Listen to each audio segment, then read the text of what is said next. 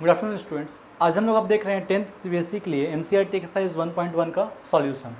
तो मेरा पहला क्वेश्चन ये है, use Euclid's division algorithm to find the HCF of 135 and 125। तो हम लोग को यूक्लिड डिवीजन एल्गोरिथम यूज करके एचसीएफ फाइंड करना है 135 और 225 का। अब यूक्लिड डिवीजन लेमा था क्या, यूक्लिड डिवीजन एल्गोरिथम था क्या? तो a is equal to b q plus r, जहाँ पे आर का मेरा वैल्यू 0 से लेके बी के बीच में लाई करता था। ये था मेरा यूक्लिड डिवीजन एल्गोरिथम। अब इसी को यूज करना है और हम लोग को 135 और 125 का एलसीएम फाइंड करना है। चलिए देखते हैं। तो पहले हम लोग क्या करते थे, 135 और 225 का डिवीज़न करेंगे। ये से 135 टाइम्स में 0, 12 में से 3 गया तो 90, फिर ये 135 1 टाइम्स में 90, ये हो गया 45, ये से 90 45 टू ज़ा 90, और ये कम्प्लीटली क्या हो गया, डिवाइड हो गया। तो लिखेंगे सिंस 225 इज़ ग्रेटर देन 135, 225 क्या है, 135 से बड़ा है। Therefore by Euclid's division algorithm 225 is equal to क्या लिखेंगे, 135 इंटू 1 प्लस रिमाइंडर मेरा क्या आ गया 90। अब क्योंकि जो रिमाइंडर में 90 है वो 0 के बराबर नहीं है, तो सिंस रिमाइंडर यहीं पे लिख दो,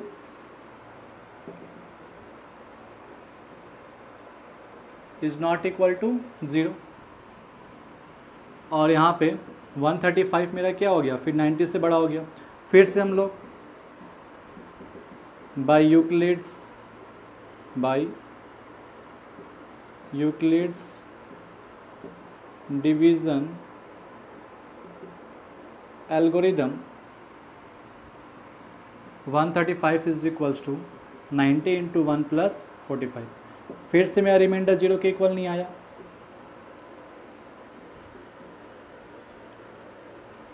फिर 90 मेरा बड़ा है 45 से।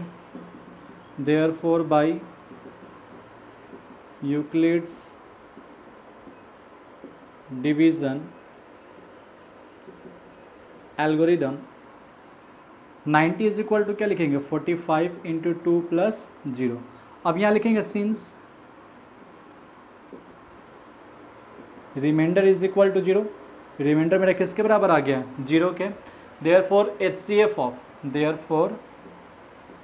एचसीएफ ऑफ किसका निकालना था हम लोग को, 135 एंड 225, वो मेरा क्या हो जाएगा, 45 हो जाएगा। तो इसका मेरा एचसीएफ कितना आ गया, 45 आ गया। तो इस तरीके से हम लोग सॉल्व करते हैं यूक्लिड डिवीजन लेमा से जब हम लोग को एचसीएफ निकालना होता है। तो ठीक है, हम लोग अपने सेकंड क्वेश्चन की तरफ चलते हैं। सेकंड क्वेश्चन में क्या है, 196 एंड 38220। चलो पहले इसका डिवीजन कर लेते हैं। 196 38220 इसको डिवाइड कर दें तो 1 टाइम्स में 196, 12 में से 6 गया तो 6, 7 में से 9 गया, 37 में से 17 में से 9 गया तो 8, 2 में से 1 गया तो 1, नीचे क्या उतरा 2। 196 इंटू 8 देखते हैं, 8 6 जा 48 का 8 कैरी 4, 9 8 जा 22, 22 इंटू 4 26 का 6 कैरी 7, 8 7 1 5। तो ये तो काफ़ी छोटा आ गया, थोड़ा सा एक और बड़ा ले लेते हैं। तो 196 इंटू 9, 9 6 जा 54 का 4 कैरी 5, 9 9 जा 81, 5 86 का 8 कैरी 8, 9 8 जा 17। तो ये तो हो गया। तो ये 9 टाइम्स में 1764 आ गया। 12 में से 4 गया तो 8, 15 में से 6 गया तो 9, 7 में से 7 गया तो 0। अब 196 इंटू एक बार 5 पे चेक कर दो क्योंकि 6 का जो 30 होता है, 9 5 जा 45 का 45 और 3 48 का 8 कैरी 4, 980 आ गया ना। इससे क्या हो गया, कम्प्लीटली 195 में कम्प्लीटली डिवीज़न हो गया। रिमाइंडर मेरा क्या आ गया, 0 आ गया। तो वही फिर से since 38220 is greater than 38220 is greater than 196, ये क्या था, 196 से बड़ा था। Therefore by Euclid's division algorithm 38220 is equals to 196 into 195 plus remainder मेरा क्या आया 0। यहाँ लिखेंगे since remainder is equal to 0, remainder 0 के बराबर है, देयरफॉर HCF ऑफ 196, किससे किसका HCF निकाला था 196 का 38220 का, ये किसके बराबर हो गया 195 के। तो इस सेकंड वाले क्वेश्चन का मेरा HCF कितना आ गया 195 आ गया। ठीक है, चलो तब अब थर्ड की तरफ हम लोग चलते हैं अपना question number third. Question number third में क्या है 867 एंड 255, 867 और 255 का, चलो इसका डिवीजन देख लेते हैं। 255 867, 25 3 कितना होता है 75, तो उसके नियरेस्ट में आ रहा है। 255 इंटू 3 देख लेते हैं, 5 3 15 का 5 कैरी 1, 5 3 15 और कैरी जो 1 था वो 6, फिर से कैरी 1, 3 2 6 1 7। ठीक है, 7 में से 5 गया तो 2, 6 में 6 गया तो 0, ये हो गया 1, इसको 255 से, तो ये से 2 टाइम्स में 200 4 51 102, इसे 2 टाइम्स में कितना आ गया 102, कंप्लीट डिवाइड हो गया ना। तो हम लोग को डिवाइड कितने पे आ गया वो 51 पे आ गया। तो फिर से since 867 is greater than 255, therefore by Euclid's division algorithm 867 is equal to 255 into 3 plus 102, यहाँ पे लिखेंगे क्योंकि रिमाइंडर क्या है मेरा 0 के इक्वल नहीं है। फिर से 255 क्या हो गया तुम्हारा 102 से बड़ा हो गया, फिर से बाई यूक्लिड्स डिवीज़न एल्गोरिदम हम लोग क्या बोलेंगे 255 इक्वल्स टू 102 इंटू 2 प्लस 51, फिर से रिमाइंडर 0 के इक्वल नहीं है।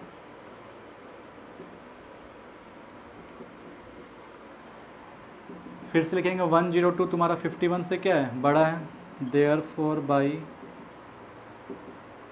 यूक्लिड्स डिवीज़न एल्गोरिदम हम लोग क्या लिखते हैं 102 इक्वल्स टू 51 इंटू 2 प्लस 0। अब क्योंकि यहाँ पे रिमाइंडर क्या है 0 के इक्वल आ गया है, since remainder is equal to 0, remainder किसके बराबर आ गया 0 के, तो देयरफॉर HCF किसका किसका चाहिए था हम लोग को 867 और 255 से कितना आ गया मेरा HCF 51। तो इस तरीके से हम लोग इस टाइप के क्वेश्चन को सॉल्व करते हैं। अब अपना सेकंड क्वेश्चन की तरफ हम लोग बढ़ते हैं। सेकंड क्वेश्चन क्या है, so that any positive odd integer is of the form 6q + 1 6q + 3 और 6q + 5, मतलब कोई भी जो ऑड इंटीजर का फॉर्म होना चाहिए वो क्या होना चाहिए, तो 6q + 1 तो 6q + 3 तो 6q + 5। तो let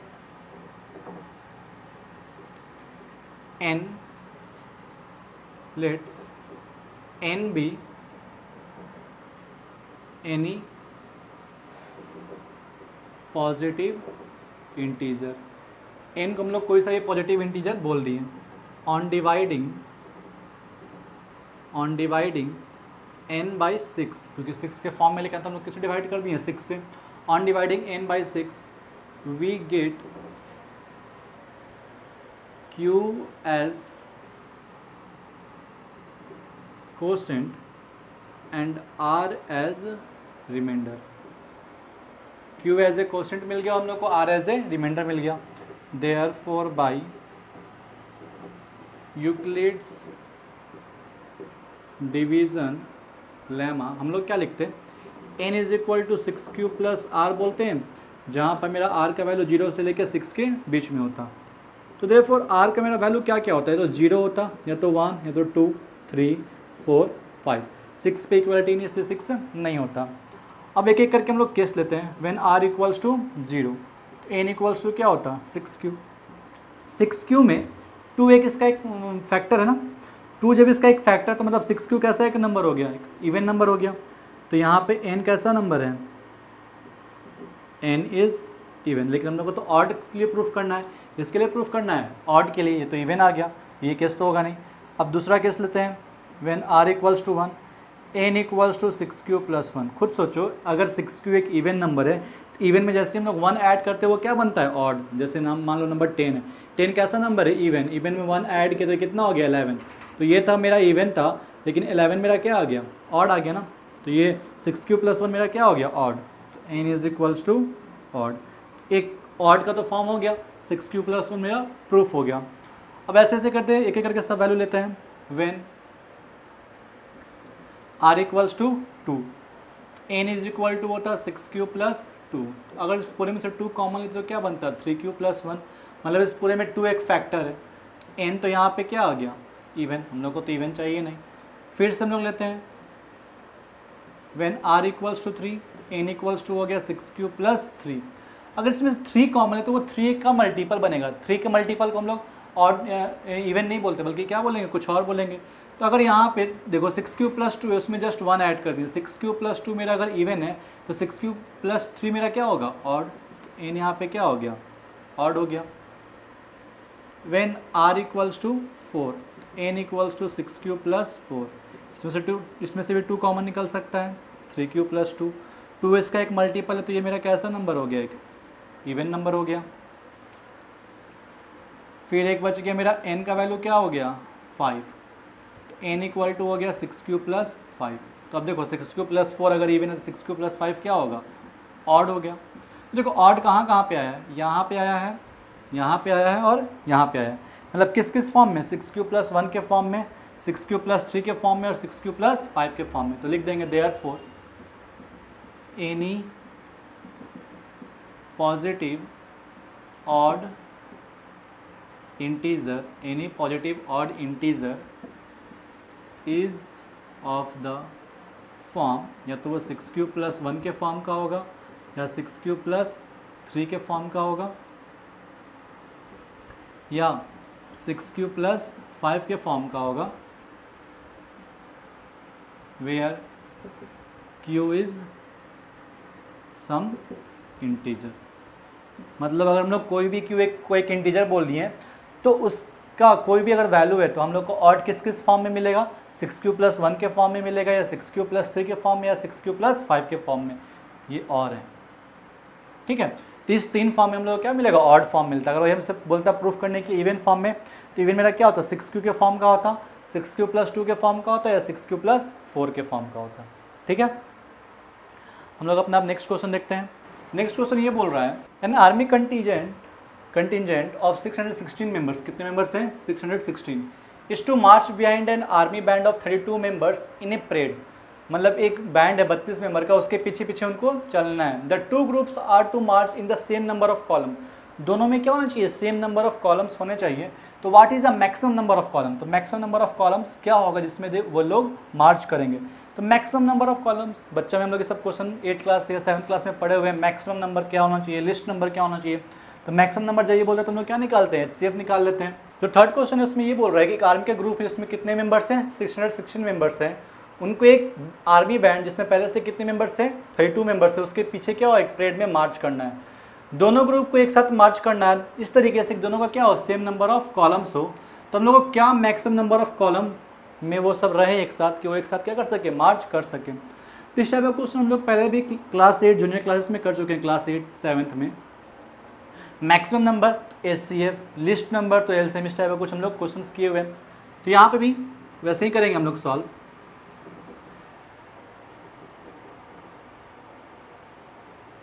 number of army contingent ये कितना है, 616। नंबर ऑफ आर्मी बैंड ये कितना है, 32। हम लोग को निकालना क्या है, maximum number of columns in which they can march, जो किससे बराबर हो जाएगा, मैक्सिमम है तो HCF हो गया, HCF ऑफ 616 एंड 32। इस दोनों का HCF निकाल लेंगे। तो चलो HCF निकाल लेते हैं। 616 को 32 से डिवाइड करते हैं। 32 अगर 32 2 जाएगा तो 64 होगा, तो 31 टाइम्स 32 के 1 टाइम्स में 32, 11 में से 2 गया तो 9, 5 में से 3 गया तो 296, ठीक है।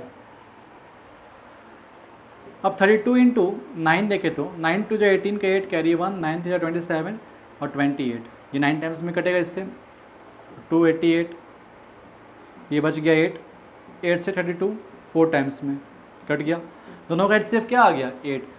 तो कितने कॉलम्स में उन लोगों को मार्च करना चाहिए 8 नंबर ऑफ 8 कॉलम्स अगर रहेगा तो उन लोगों का ग्रुप क्या होगा, बिखरेगा नहीं, दोनों रहेंगे सेम ग्रुप में एक साथ क्या कर रहे हैं, चल रहे हैं, एक साथ वो लोग मार्च कर रहे हैं। मतलब अगर 8 कॉलम्स हो गए मेरे तो हम लोग को लगेगा कि हाँ सब एक साथ मूव कर रहे हैं।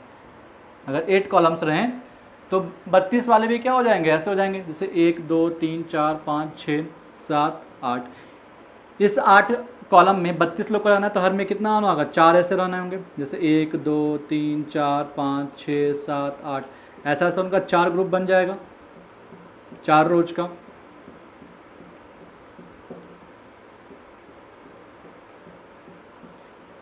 यहाँ पे कितने हो गए, यहाँ तक जो हो गए वो लोग हो गए बैंड वाले, आर्मी बैंड, और इसके पीछे कौन हो जाएंगे, जो आर्मी के कंटिजेंट थे, ठीक है।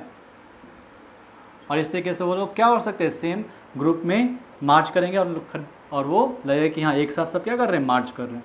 आया बात समझ में। हम लोग अब चलते हैं अपने नेक्स्ट टाइप के क्वेश्चन पे, जो नेक्स्ट क्वेश्चन है 4th question.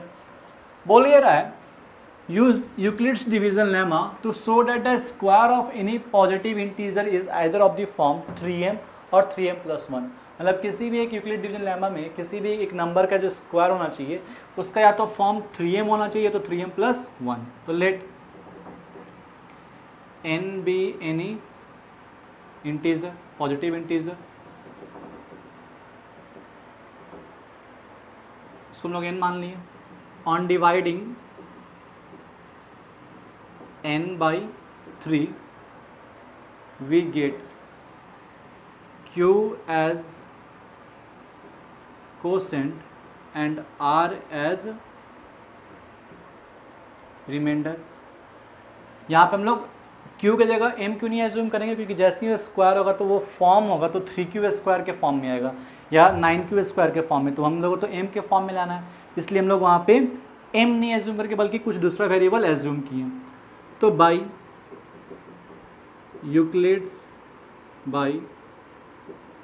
Euclid's division lemma n equal to क्या हो गया मेरा 3q + r, r का मेरा वैल्यू 0 से लेकर 3 के बीच में लाई करेगा। r का मेरा वैल्यू क्या क्या होगा, 0 होगा या तो 1 होगा या तो 2 होगा। व्हेन r इक्वल टू 0, जब r इक्वल टू 0 है तो n इक्वल टू 3q हुआ ना, 3q + 0 बोले या 3q बोले, बात तो एक ही हुआ, कुछ फ़र्क पड़ेगा नहीं। स्क्वायर करना है तो स्क्वायरिंग बोथ साइड,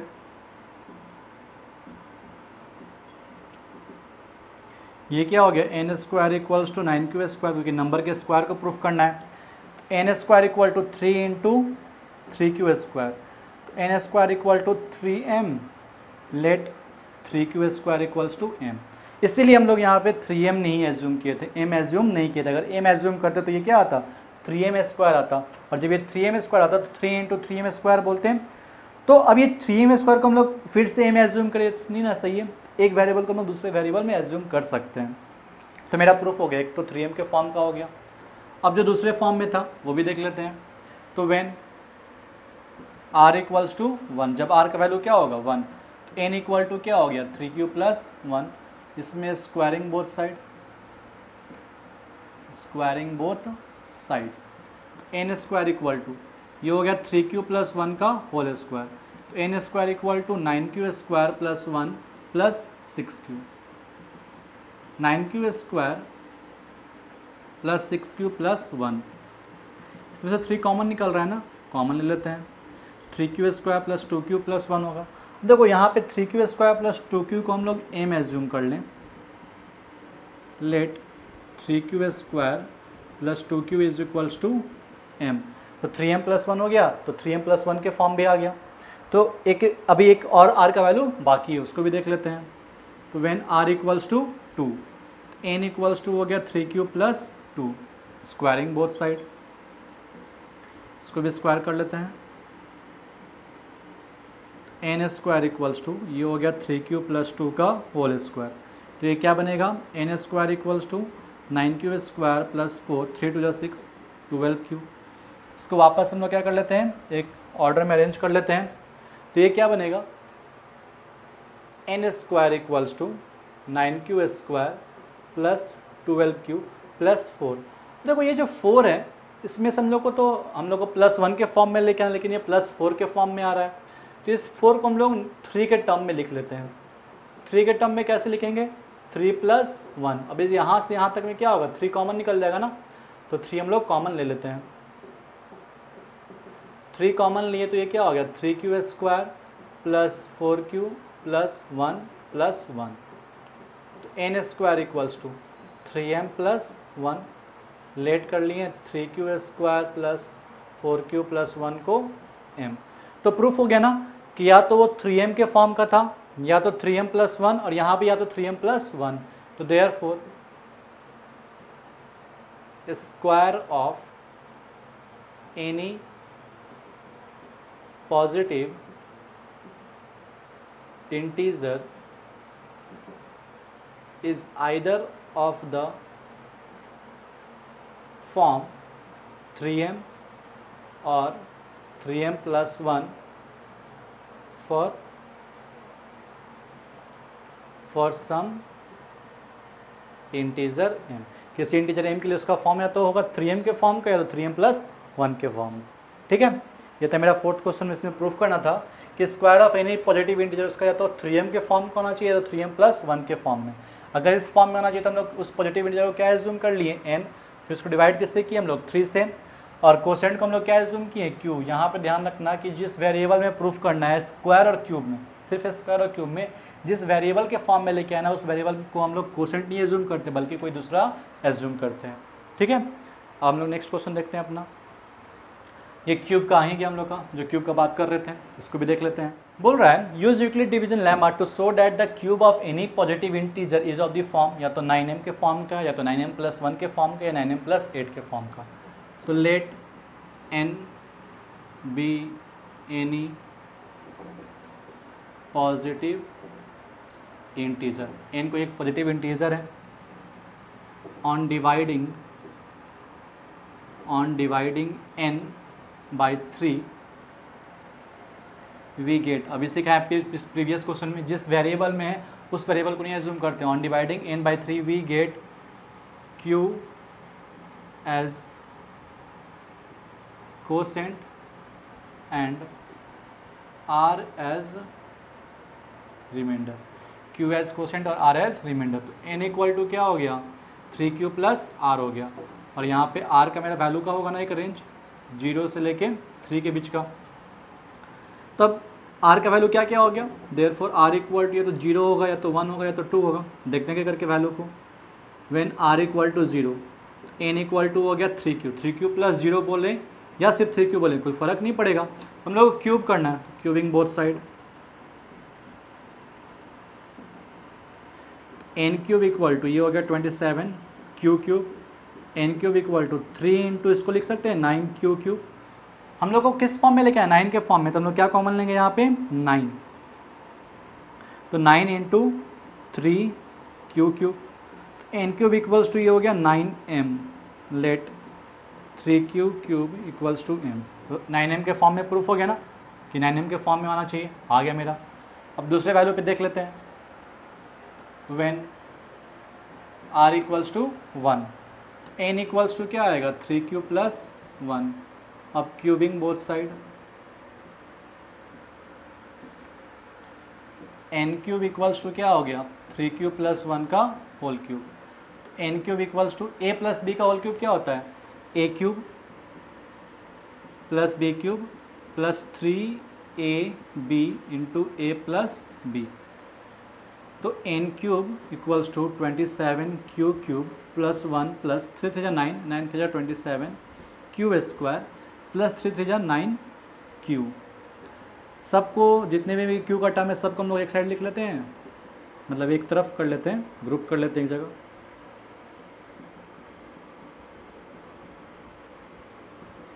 इस सब में क्या कॉमन निकल रहा है मेरा, 9 कॉमन निकल रहा है, तो 9 कॉमन लिए। 3q cube 3q square plus q plus 1। तब देखो ये क्या हो गया 9m प्लस 1, लेट कर लिए 3q cube 3q² plus q को m। तो आ गया ना मेरा n³ equal to 9m plus 1, 9m का फॉर्म का भी आ गया और 9m प्लस 1 के भी फॉर्म का आ गया। अब एक और मेरा फॉर्म बाकी रह गया है और वो क्या है, r का value when r equals to 2। तो when r equals to 2, n equals to होगा मेरा 3q प्लस 2। इसमें हम लोग कर लेते हैं cubing both sides, n³ is equal to 3q plus 2 का whole cube. n³ equal to ये हो गया 27 q³ 8 3 into 3q into 2 into 3q plus 2। तो n³ equal to 27 q³, 3 3 9, 9 2 18, 18 3 54 q² plus 3 3 9, 9 2 18, 18 2 36 q। फिर से भाई ग्रुपिंग एक तरफ 27 q³ 54 q² plus 36 q plus 8। अब इस पूरे में से क्या कॉमन निकल गया, 9 कॉमन ले लेते हैं। तो ये हो गया 3q³ 6q² 4q प्लस 8, क्योंकि हम लोग को प्लस 8 के फॉर्म में प्रूफ करना था। तो n³ equals to 9m plus 8, late कर लेंगे 3q³ 6q² 4q को हम लोग m। तो प्रूफ हो गया, या तो वो 9m के फॉर्म का होना चाहिए 9m प्लस 1 या 9m प्लस 8। अगर ये मेरा 9m माइनस 1 दिया होता, क्या दिया होता 9m माइनस 1, तो हम लोग वो कैसे करते हैं, 8 को क्या लिखते हैं हम लोग 9 माइनस 1 लिखते हैं। तो 9m माइनस 1 यहाँ से आता, क्योंकि 9 होता तो इसमें 9 कॉमन होता, तो प्लस 1 यहाँ बस एक्स्ट्रा ऐड हो जाता। तो लिखेंगे therefore cube of any positive integer is of the form 9m plus 1 और 9m प्लस 8। तो इस तरीके से हम लोग इस टाइप के क्वेश्चन को सॉल्व करते हैं। क्यूब वाले को क्यूब करना था तो 9m का फॉर्म के लिए क्या था, तो किससे डिवाइड कर दिए हम लोग 3 से। फिर जब 3 से डिवाइड किया तो रिमाइंडर का वैल्यू है तो 0 हो गया, तो 1 हो गया तो 2 होगा। जब 0 हुआ तो ये कर लिए, जब 1 हुआ तो ये, जब 2 हुआ तो ये। और इस तीनों केस में प्रूफ कर दिया कि 9m का फॉर्म का है, ये तो 9m प्लस 1 या 9m प्लस 8। और इस तरीके से जो मेरा पहला एक्सरसाइज था वो क्या होता है, ख़त्म होता है।